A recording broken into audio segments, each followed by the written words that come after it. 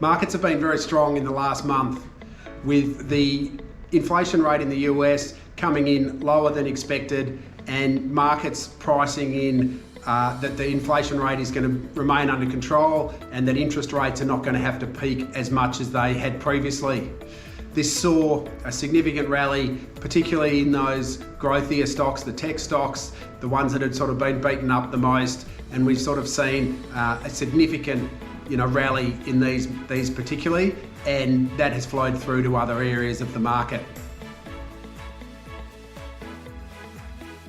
We think markets are going to continue to be volatile over the next 6 months, and we remain cautious about markets over this period.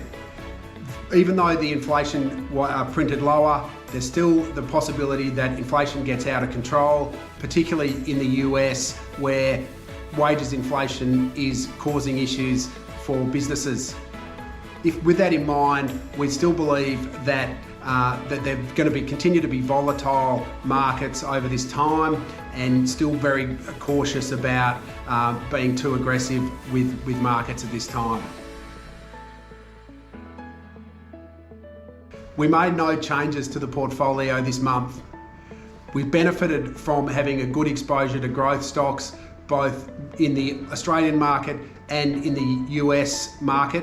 We don't have a lot of exposure to Europe, which continues to be challenged, or to Asia, again, with China leading the way there. But growth assets perform particularly well over the month, but we also have some protections in place for the market, where we've got, in the fixed interest space, we remain exposed to floating rate notes rather than sort of fixed interest notes, which means that any increases in interest rates will flow through to the portfolio.